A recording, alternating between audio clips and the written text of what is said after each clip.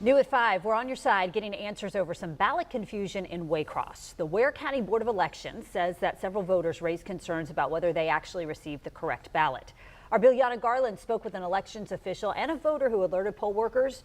She's showing us how they're working to keep the trust in the process.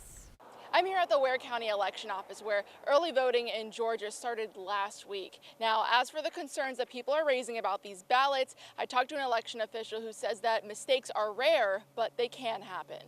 Integrity, trust, and transparency. That's what the Ware County Board of Elections says it's working to uphold after a few city voters claimed they may have received the wrong ballot. Did the research and found out that he was out of district, as far as the voter registration system. Most likely it was human error. Nelson says the issue stems from district lines where neighbors may live just a few feet apart but fall into different districts. But we felt this was important enough for the integrity of the election process that we informed these citizens that we take this serious.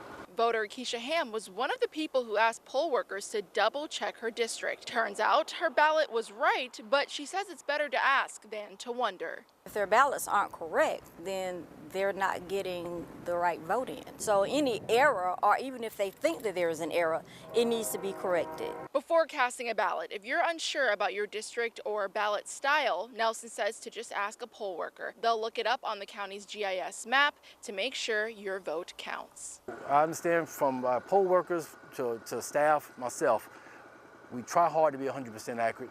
There may be a time where we may make a human error. Just be patient with us. No one is trying to disenfranchise a voter. He says the goal, to keep the process transparent and the public's trust intact.